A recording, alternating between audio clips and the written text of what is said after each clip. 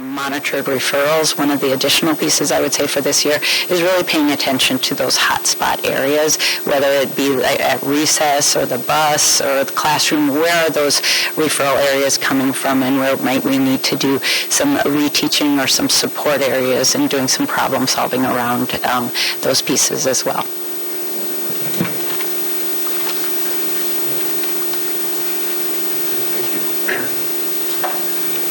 All right, good evening.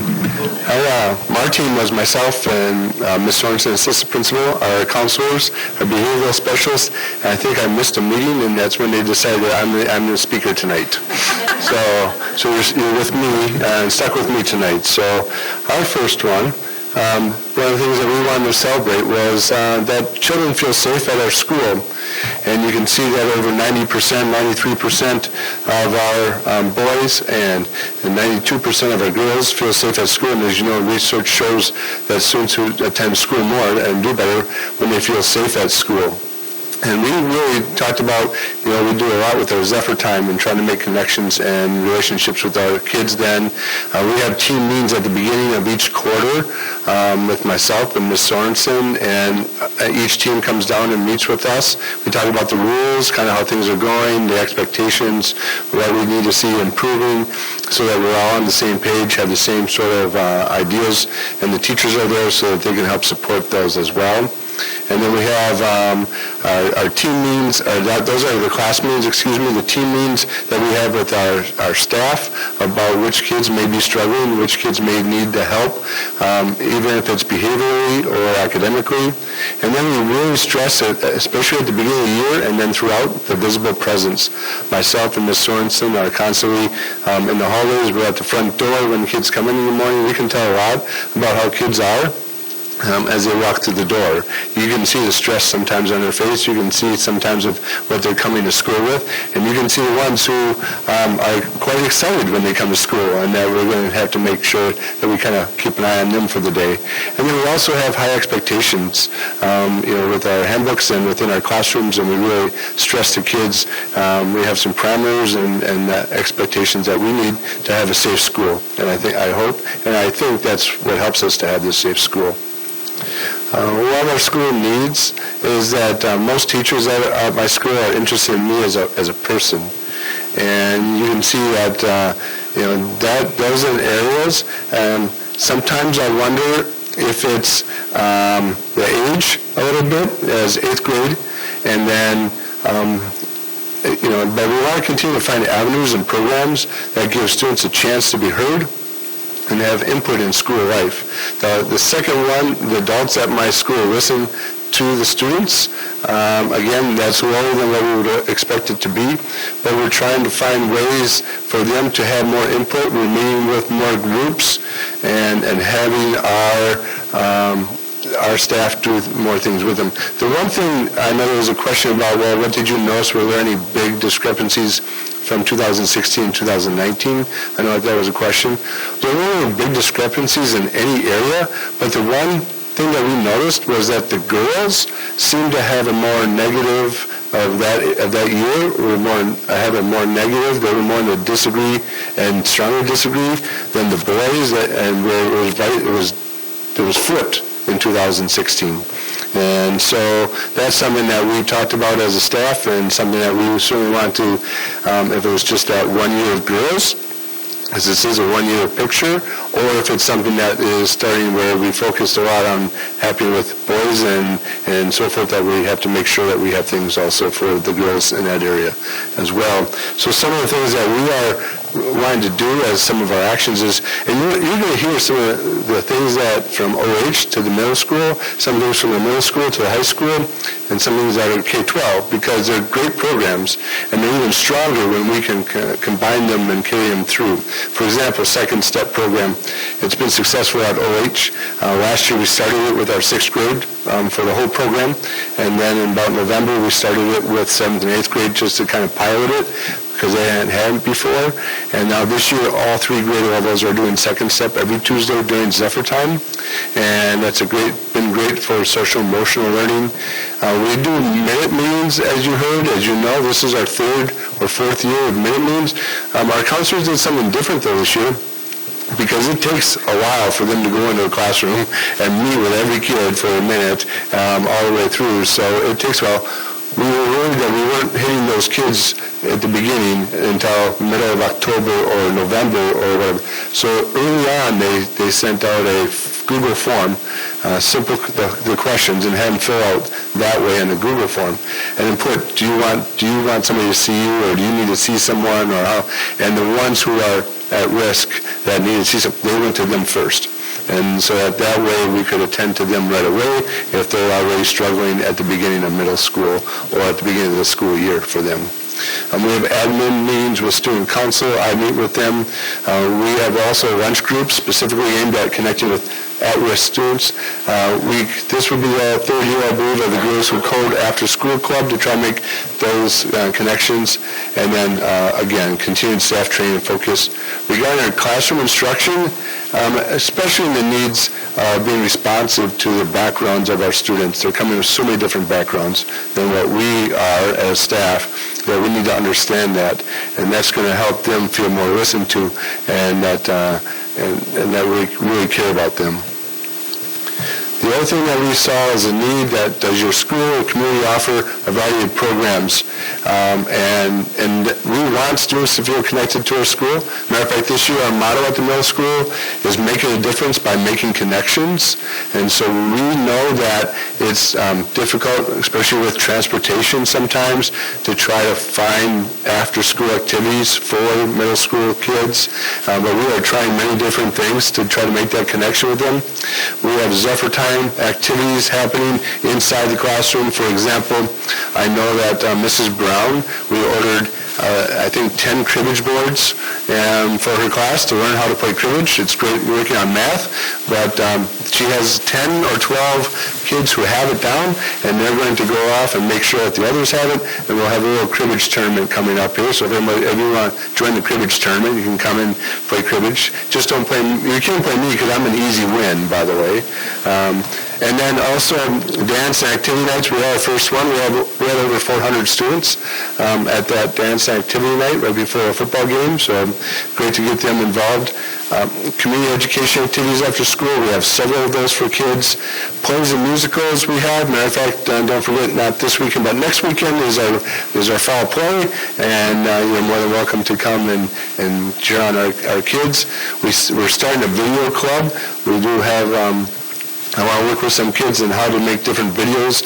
Maybe have some kids put in some, what do you like most about school, and have little snippets so it's like a kiosk. They can come and answer the question. And then I have these kids who know more about video than I do put it all together, and we'll play it on during Zephyr Time and so forth.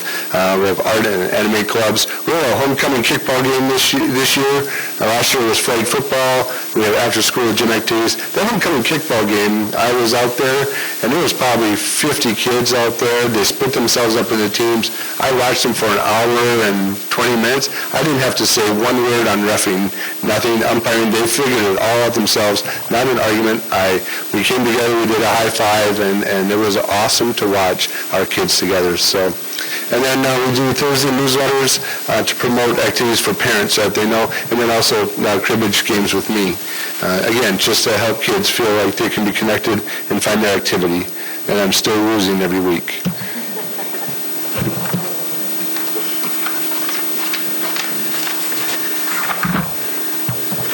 Good evening. I'm Justin Hahn, the Associate Principal at the high school. And you want to introduce yourself? Yeah. I'm Cale Bacon. I'm a social worker at the high school.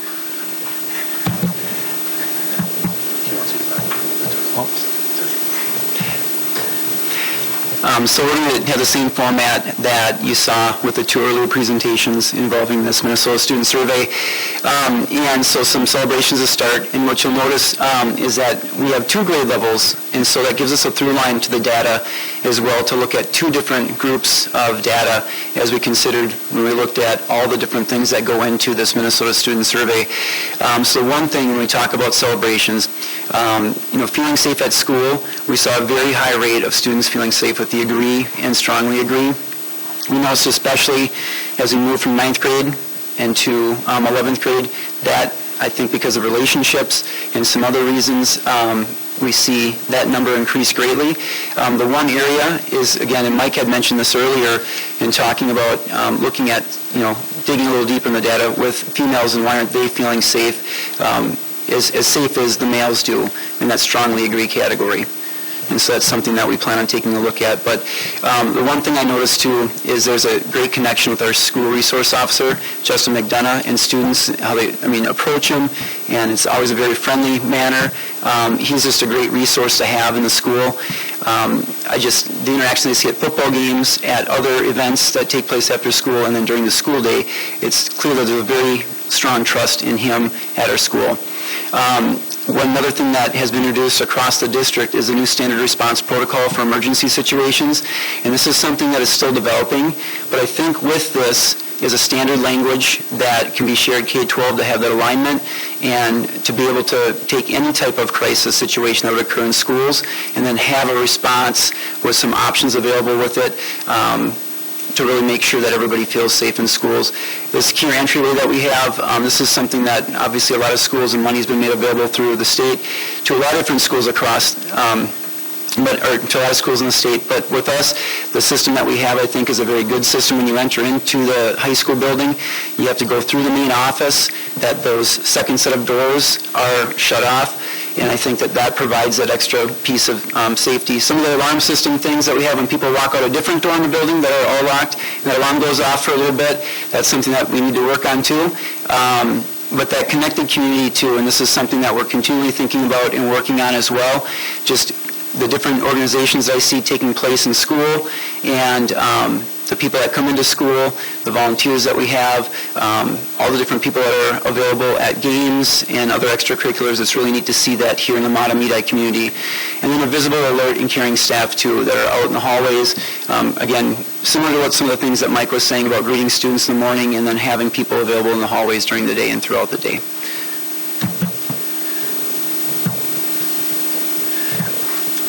All right, some of the needs we identified here. So most teachers at my school are interested in me as a person, and again, when you look at the 9th grade to 11th grade, we see an increase in that, and so we look at, how we're doing this, and it's interesting to see that as they come into 9th grade and they start to make those connections or build those connections with the staff that we have. And then as they become juniors, this test is taken towards the end of their junior year or the end of the school year in general, but what's happening during that time. And I don't know if we can identify everything that's taking place, but students feel that they've got a bigger connection, that we're more interested in them as they get older. And I think that's part of identifying, developing as a human and what things they're interested in, finding those passions that they have, and then being able to connect with people who share, or adults in the building that share that same passion.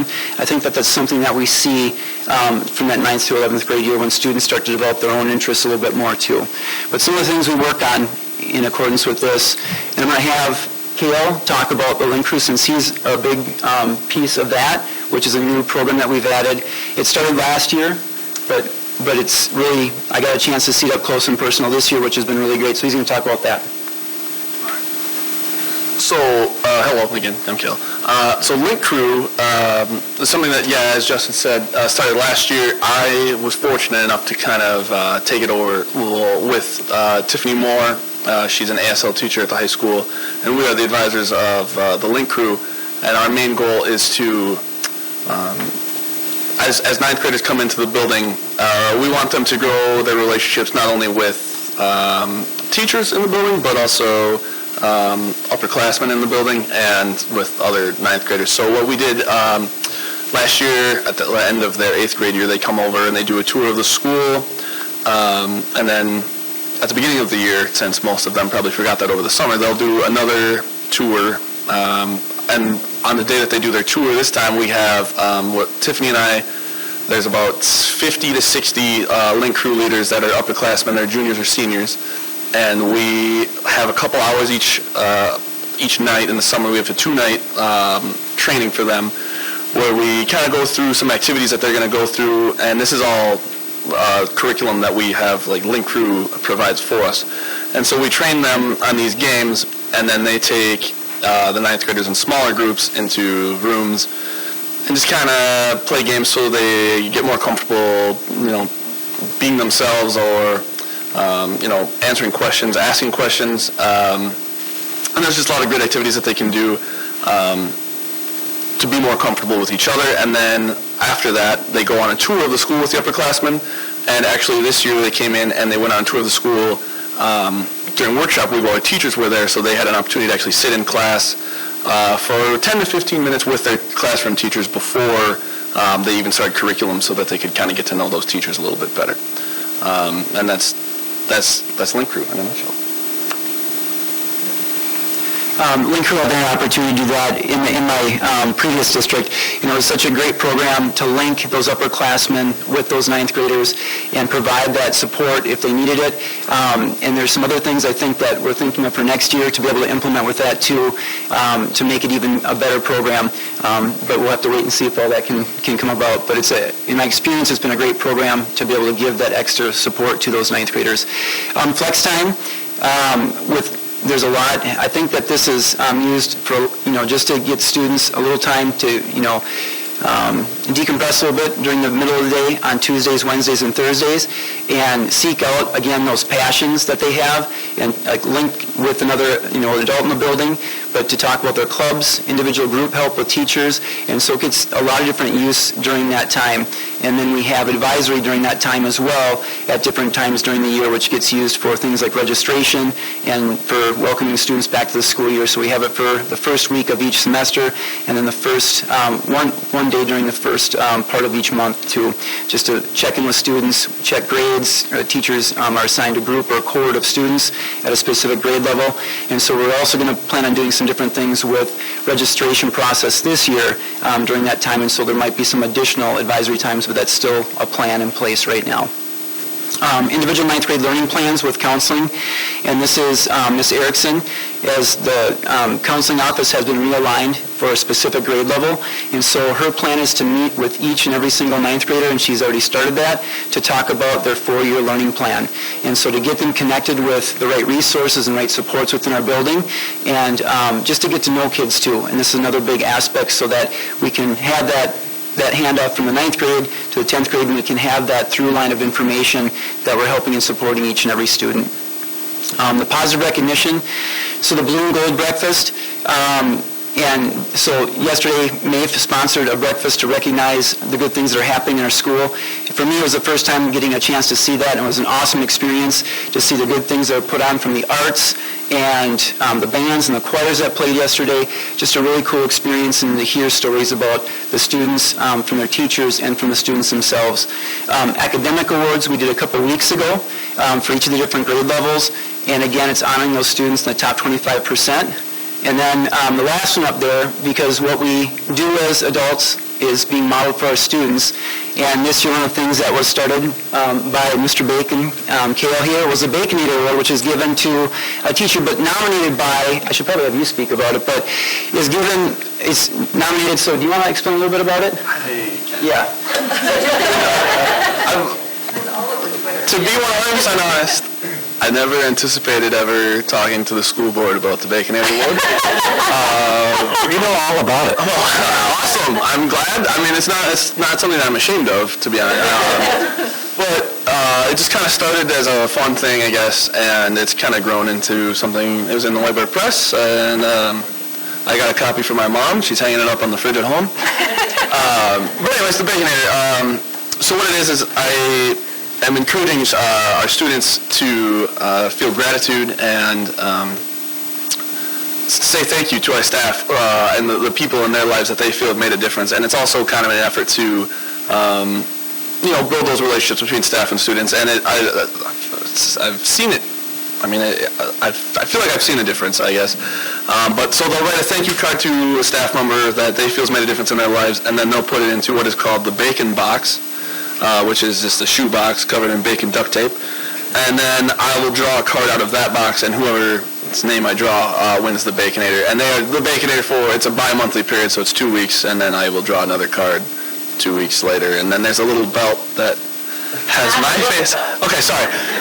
There's a WWE Championship style belt that they can wear as a sash or a belt, and it has my face on it, and it's covered in bacon duct tape, and they can display it proudly in their rooms, and then it will move on to the next Baconator after 2 weeks. So that's the Baconator Award. Is that ER Baconator or OR Baconator? It's OR, yeah. OR, there it is, okay. I was hoping I spelled it correctly up there. And then the last one is just really making purposeful connections with students. And this is something that it continues to evolve, and we try and make those connections so you have that web of support, again, for all students. And it's something that we're going to be continually working on too as we go throughout the year.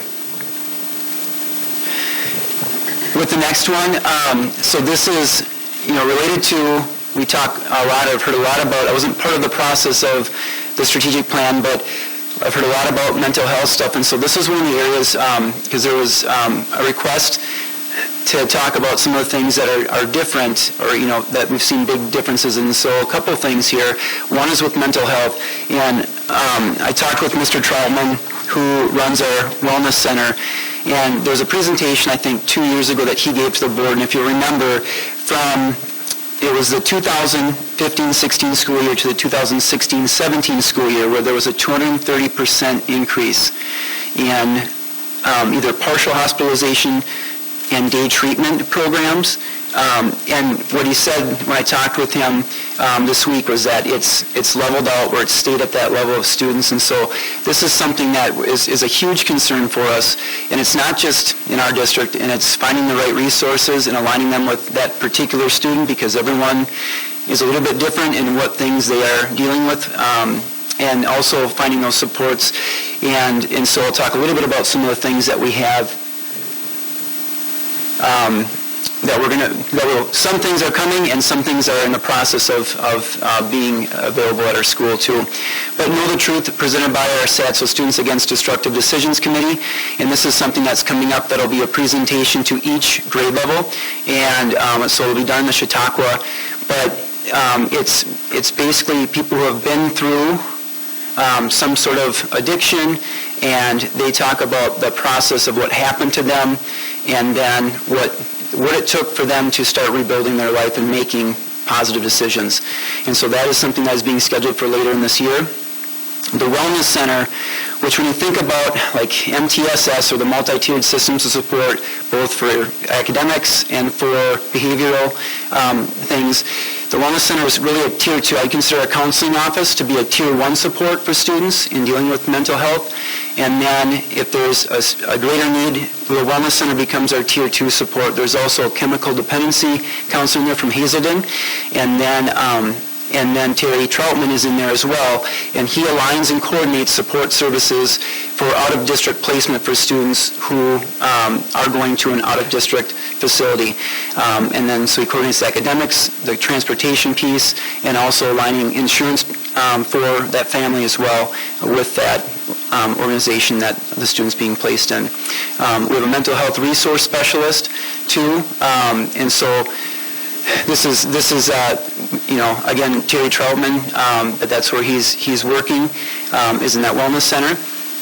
Then we've got, I'll save restorative practices for last. We've got Julie Rowling, who she's a clinically licensed counselor, and just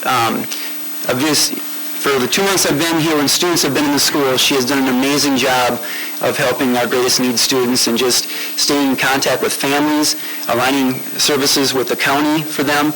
And so I really can't tell you all the things I do, because I've walked by her little tiny office that she's got in the north end of our building, and she's helping students with homework. And part of that is, when I've talked to that student, is that he has such a connection with her because she's been there for him for 7 years, where, again, this particular person is having a tough time making those connections with teachers here, and so he feels most comfortable in working with her. And so she provides a variety of roles and is very multifaceted, I think, in what she provides to the district. Link Crew again, and then depression screening and health class. North Holmes is a school-based counseling. We just are moving to increasing capacity. So what happens is once they fill the allotted seats, so Lindsay, and I cannot remember her last name, I apologize. Okay, so Lindsay provides the service, but she's already filled up completely her amount of seats, and she works through the district K-12. So right now, they're working on hiring another counselor for the schools, which is another great addition, but we can see definitely the need and that the support services out there are sometimes tough to find. And then Flex Time, I said, was another one, and then I'm going to have Cale Bacon talk about the restorative practices piece. Yeah, so restorative practice is the main function of my job, not the Baconator. But restorative practice, what restorative practice is it's aimed at building community and restoring harm to relationships. And so it's all about building relationships, be it between students and other students, or students and staff, or sometimes even staff and staff, or staff and parents, whatever. So it's aimed at doing this by so there's pretty much three components to any restorative conversation. There's the accountability piece, responsibility, acknowledging that there was some harm done. And then there's the restoration of the harm. And then there's also the education piece, which is what Justin does a fantastic job of. He's very creative with the educational piece. So sometimes, instead of an extra day of detention or suspension, students will be asked to write a paper on the topic in which they wronged somebody, or the importance of being somewhere on time, or maybe interview somebody in the community about how important it is to be on time and why, and things like that. So we're really excited about what we got going on as far as restorative practice goes, and just kind of some of those alternatives to just blanketing these conflicts and things that students do with suspensions, and just really restoring relationships and building a healthier community that way. And I'll add too, just as an alternative to sending kids home for suspension, where you're taking them out of learning for a time period, we're keeping them in that environment. There's other things they're being asked to do. And so when Cale talked about the three-pronged approach to it, there's still a consequence, but there's that restoration of their relationship with everyone. They're staying in the group. And then also there's that restitution. There's something else that they have to do as well, and there's a learning piece to it.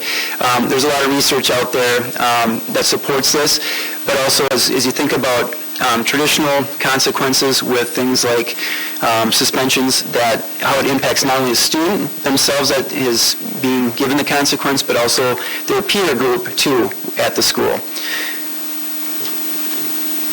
And then the last one, along with mental health, that's changed a lot, I think, from 2016 to 2019 is the vaping one. And this information just came out too, with Governor Walz talking about, the plan. But according to the 2019 Minnesota Student Survey, you can read up there, so it's 25% of 11th graders reported using an e-cigarette device in the past 30 days. And that is a huge increase at 54% from the 2016 survey. And so when you look at Matamidi High School, you look at both the 9th grade numbers and the 11th grade numbers there, and that for 11th grade that we are above that. We talk about how we approach this situation, and I know that Mr. Donovan had asked this for this the other day, so I wanted to share what these devices look like. So we got these from Officer or Deputy McDonough. So the reason they're in plastic is because there's still some of the juice on them, as he confiscated them from students in the past. And so it's in a plastic bag, so you can smell through some of the different stuff they put in the juice, I guess it's called. But some of the devices, most of them, what students have typically are the really skinny ones that look like a flash drive. And so they're very easy to hide.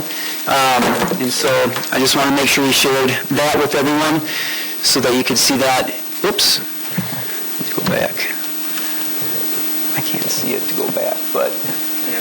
Got it? Thank you.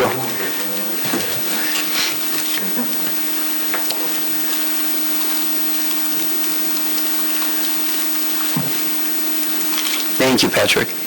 And then, again, looking at those restorative pieces with that accountability, from punitive consequences to having that restoration in place. He was in services with Kate Roselle, our school resource officer, Deputy McDonough, and then the Washington County Youth Service Bureau. There are a lot of things that Governor Walz is calling for too, but doing A huge focus is what he reported the other day on youth education with this. We've seen the impact. The CDC down in Atlanta has called this an epidemic. And so there's a lot of things to consider, but we know that we believe that through education and giving that to students and helping them with that part of it, the decision-making process, I think will benefit us more in the long run than those punitive consequences. And that's all we have. Okay.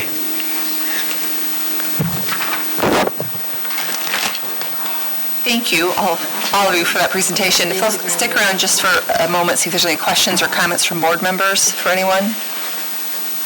Kevin? On the vaping piece, we're above the state average. Not a kind of a dubious distinction, but is it a socioeconomic thing that it's more affordable? What do you think? I don't know if I have any good answers for you. So in the 2019 survey, one of the things that was stated, so where are kids getting these from? 70% said from a friend. So I don't know if that means that they're, how they're purchasing them. For 18-year-olds, my experience in my old district was that, in working at a middle school, was that older kids would come and sell them because it's a lot different than drugs, or the charge for them is a lot different than drugs, obviously, but if they're selling them to younger kids, and maybe that's how some of this is happening. We've heard some different stories, but haven't been able to confirm some of the rumors about how students are obtaining them. And again, they are tough to find, especially when they're small, like the little, flash drives. So I don't have a good answer for you.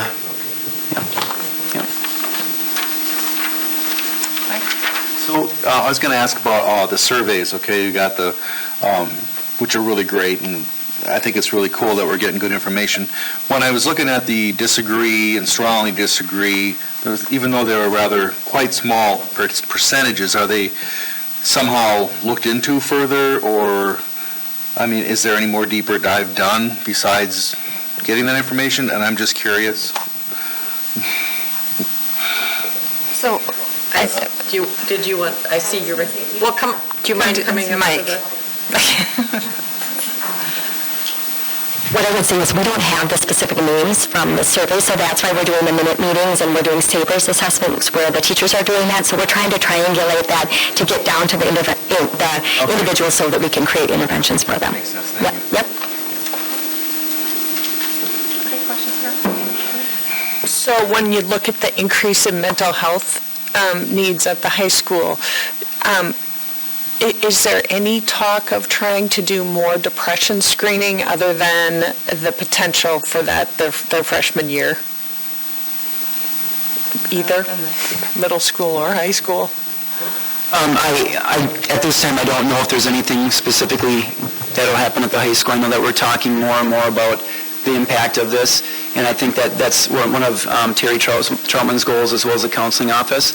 And so I know that starts in the 9th grade. I don't know what else we've done in the past at other levels, but it's certainly something that we're concerned about looking into, since that information from the 2016 Minnesota Student Survey came out, and just having it kind of flatline right now, but it's obviously still a great need that we have. And at the middle school, as part of our health curriculum, which every 7th grade student has health throughout the year, and for 1 quarter, so there's a 3-week unit on stress and depression and so forth, that they do a screening with our counselors. The counselors actually come in and co-teach that unit with our health teacher, and then they do a screening, and then they use that information to contact parents if need be, if it's a spike or whatever. Actually, though, we found that many of the kids that spiked, the parents already knew and already had them in some services in some of those areas as well. But it was good. We knew who some of the students are, but there are some students that we didn't know, and so we were able to use that. We did it again this year, and we will continue to do it. And those ones who have maybe don't have a health class because of other specialized classes, we pull them aside and give them a little bit of our own health unit, and then they also take the depression screening and anxiety screening as well. That's in 7th grade. So. Thank you all for coming tonight. There's a lot of data in that survey. You've done a really nice job pulling out some really great things to celebrate and some things to work on. So I really appreciate your time on that. Thank you. Thank you. All right, we're going to move on to action items. We're going to start with the World's Best Workforce Plan. From 6 to 7 tonight, Lynn did an extensive presentation on the plan. It's in your board packet as well. So this is just going to be a short overview of the plan since we presented to the community earlier this evening. Yes, thank you. Thank you, Madam Chair, members of the board, and Superintendent Dufferin. It's like you're saying, it's just going to be a short overview of what the World's Best Workforce Plan really is. And you can see the plan. I think it's within your board packet on page 39, but also for those that are out in the television audience, you can also look at the website there that we have listed below to click on it if you want to follow along with that plan. And we have a few paper copies in the back for others if you'd like to see it too. As we go through it, what is the World's Best Workforce Plan? It's really the school district develops this plan by looking at some of the data, looking at the goals, and looking at the strategies, and then the board approves the plan each year on what the World's Best Workforce Plan would be. And we also have, there's 5 different goal areas in it: school readiness, the literacy, the achievement gap, graduation, and the college and career readiness. And those will be the 5 that I'll briefly cover tonight.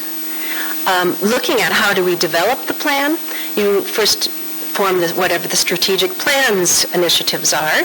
We look at the District Curriculum Advisory Committee. We talk about what are some of the needs within the district, what we have from the administrative leadership team, and that's where we look at what are our overall district World's Best Workforce goals going to be by looking at some of that data. Then we bring more of the detailed data to the instructional leadership team, and usually the instructional leadership team meets in late August. Each building has their own team. They look at they dive into all of the data, and they decide what will their building data and goals be, or what does their building data show so that they set their goals under the World's Best Workforce Plan. And then they continually look at that and improve it and tweak it throughout the whole year. Within the report, which I'm talking about now, it's set up so you can look at the past, which is more of the past goals and strategies of the 2018-19, and then the progress is more the data that we looked at as we were setting up our future goals and strategies. Today, I'm just for the presentation part for the school board, we'll talk about where we currently are at, and then where we'd like to be going, and how we hope to get there with some of the strategies that we're putting in place. And I'll just mention a few, but as I said, if you want to look at the actual plan itself, it has quite a few detailed strategies in it. The school readiness goal, where we were in the past, is setting up with the 84% of the students being screened between their 3rd and 5th birthday. That is what we want to be going. The current goal, 87 between the 3rd and 5th birthday during the 2019-2020 school year. What we found that within the district there was more students that were being screened closer to the 4, but we'd really like to encourage families to bring them in sooner. The earlier the screening, the better. The 3rd grade, reading by 3rd grade goal, we have, this is some of the data where we were from the past of looking at. You can see the first bar graph shows you it does not meet on the MCA grades, and that is going down. The first column shows the year before, and then going down. And then also what we're really looking at is the meets and exceeds. You can see it was 73.4%, and that did exceed the goal that we had set for last year. And you can see the small the circle on the right-hand side where it talks about the 2018-19 school year. Just wanted to point out that as we look at not only just the MCA outcome data in the 3rd grade, we're also looking at the kindergarten 1st and 2nd grade data, and here it shows within the 2nd grade of last year, the students in the reading were going from 79.2 on the AFAS to 87.4, which kind of is a comparable of if they're at that grade level of reading.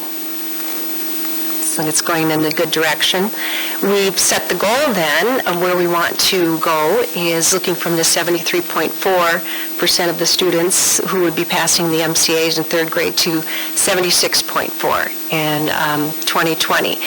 And how we would like to get there is doing some of the continuing work on the small group instruction with the phonemic awareness, the phonics, the word work that we're putting in place across the board for the kindergarten, first, second, and third grade staff at this time, and they're doing a lot of work with that.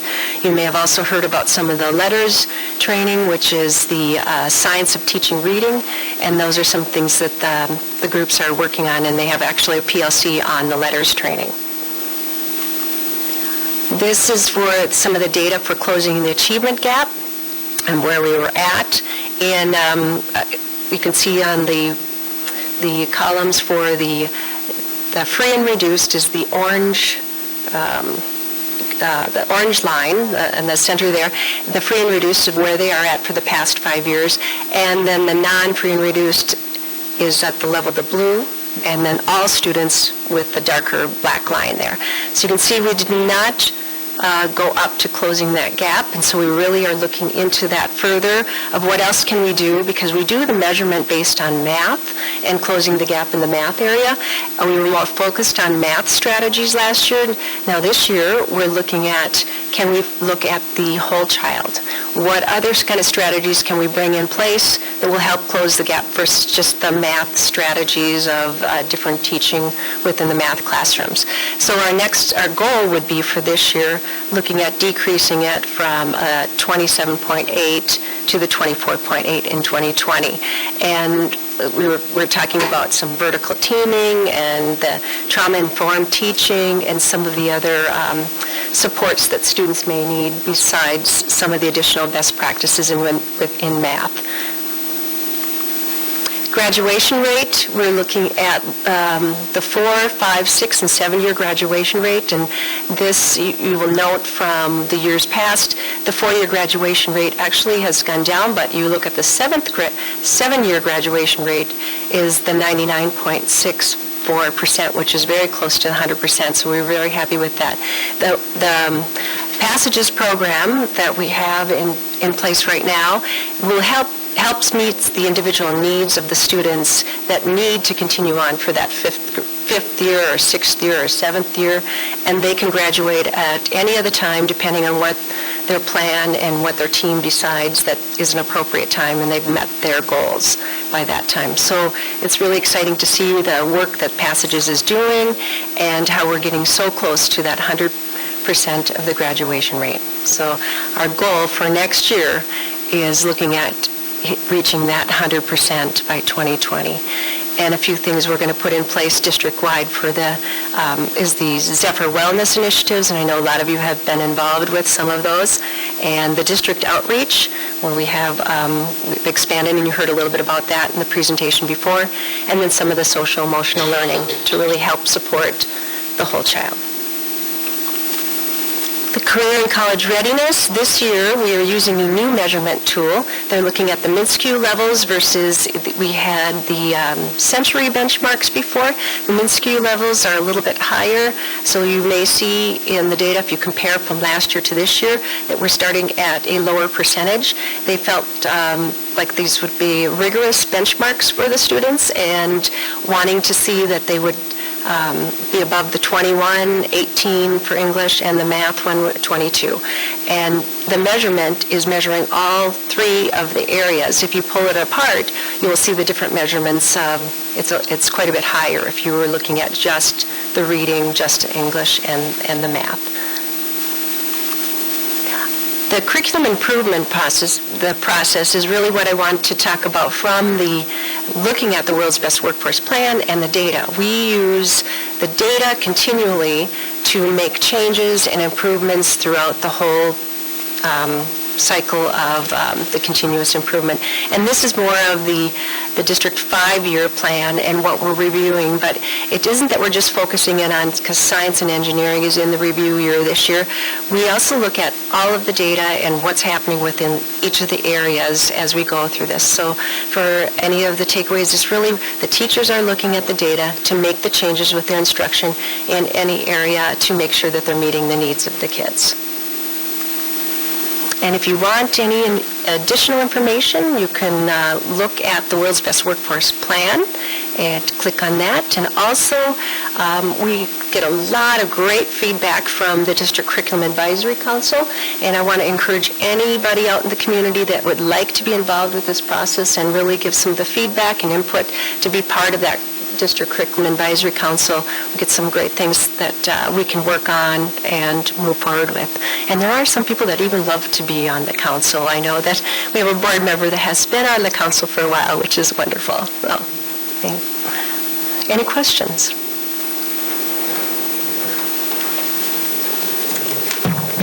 Any questions or comments from board members? Kevin?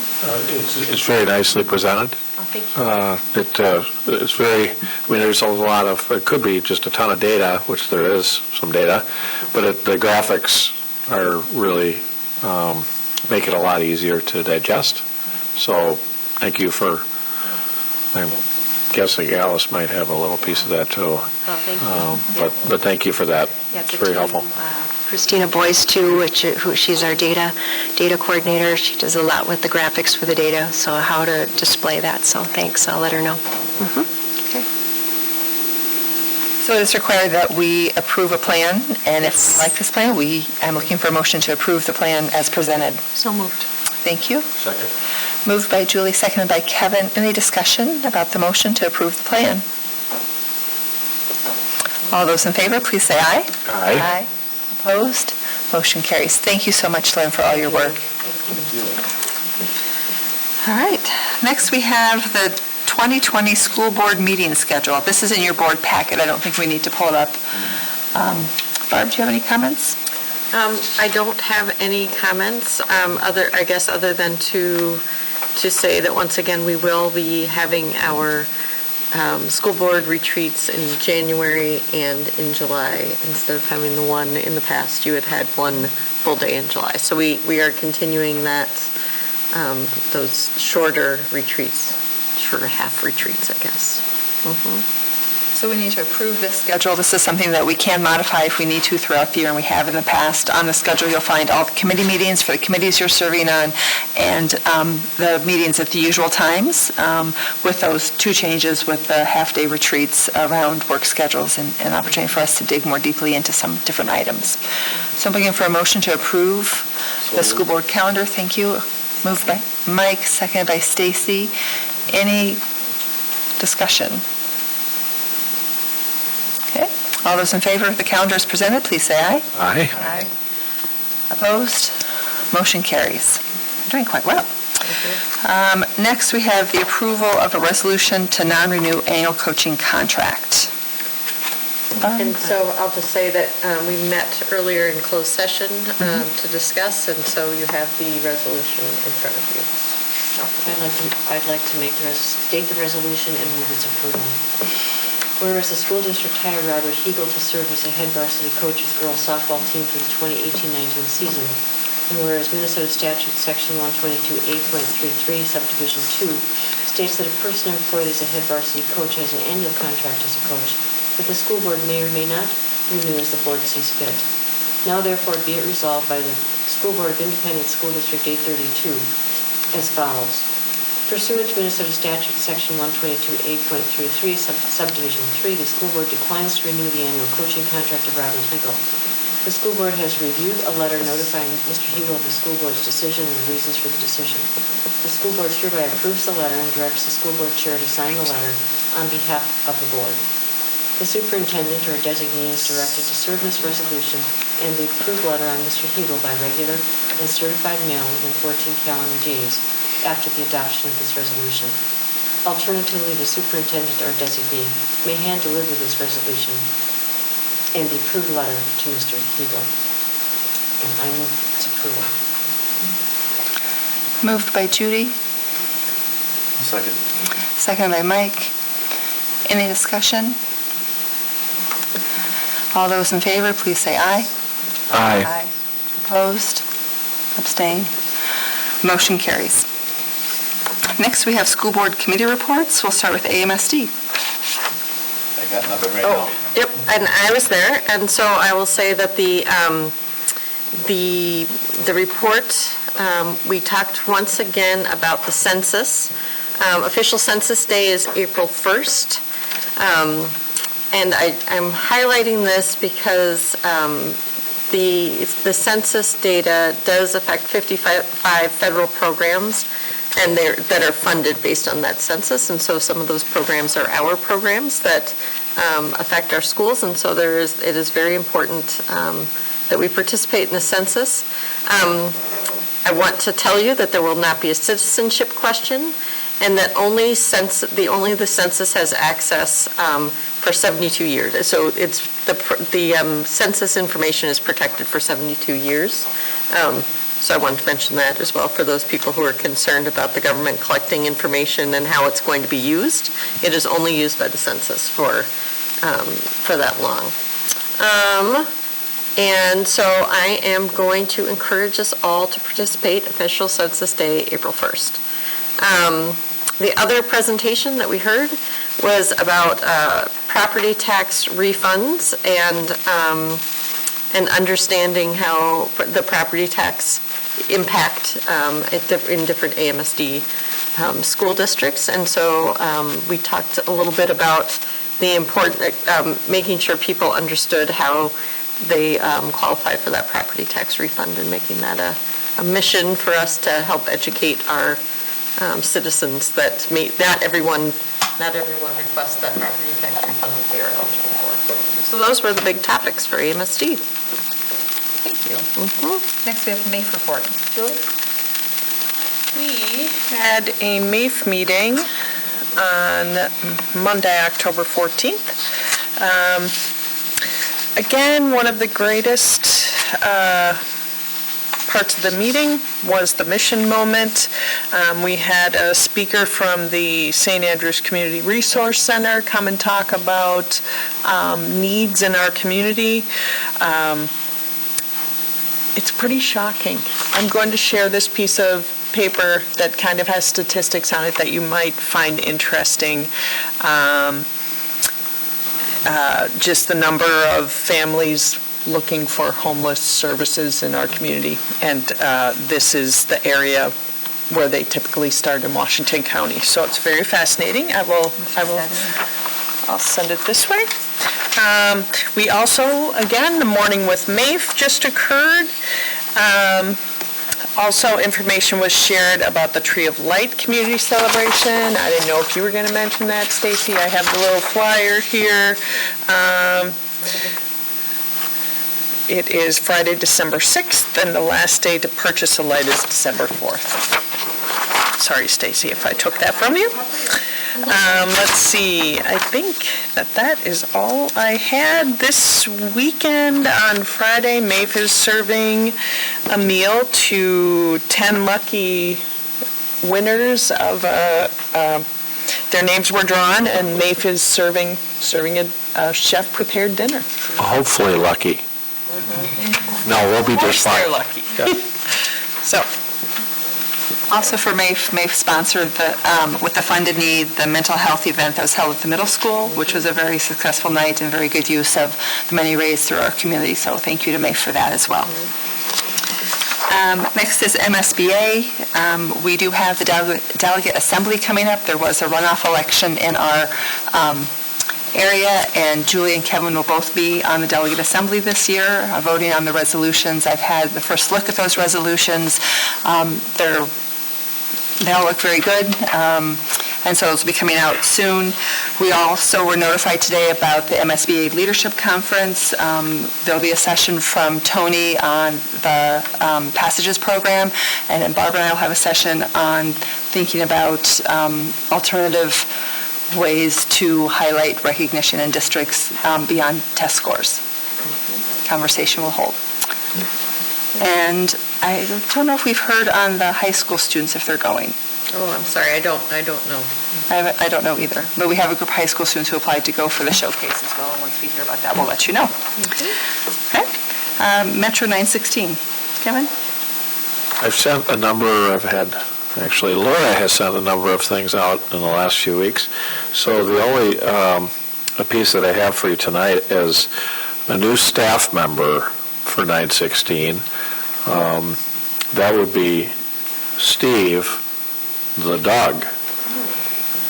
Steve is a therapy dog, animal-assisted interaction team. And so apparently there are a number of these animals that help work with students. Steve's specialty is interacting with both children and adults with significant physical disabilities and medical conditions. He is a Great Pyrenees. So the next time that you're over at Well South you might run into Steve, the therapy dog. Thank you. Any other reports from board members or information to share? Stacy? I'll share an update from the Community Advisory Board. The fall brochure is out, and the winter brochure will be out in December.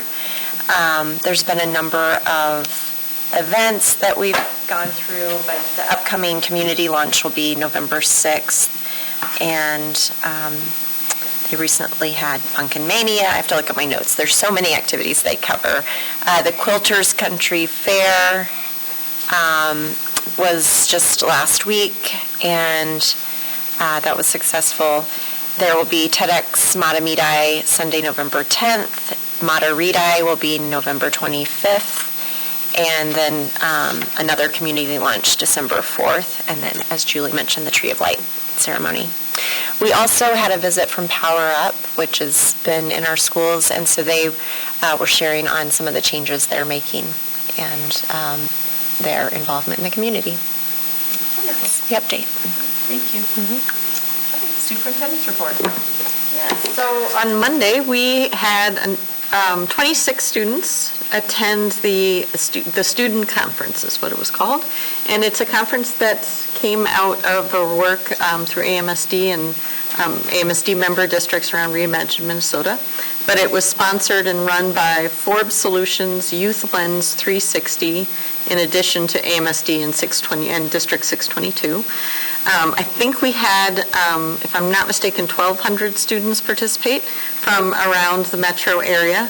And they came together and had student-led conversations around what does it take to to have schools that are integrated, excellent, and equitable.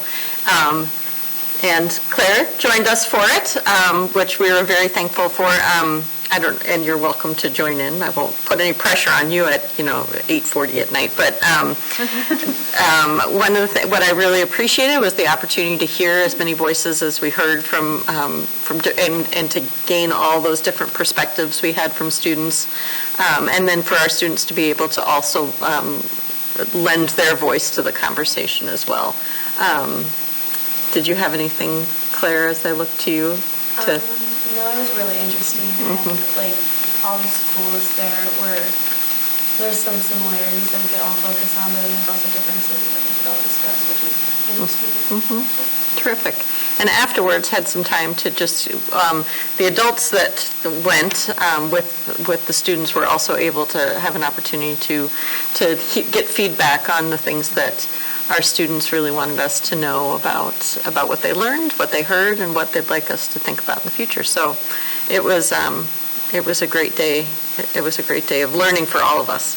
I'm going to reiterate, because I don't think we've said enough about Morning with Maeve because of the amazing student presentations you were there for that too? Yeah. This time I'll just talk about you, if that's okay.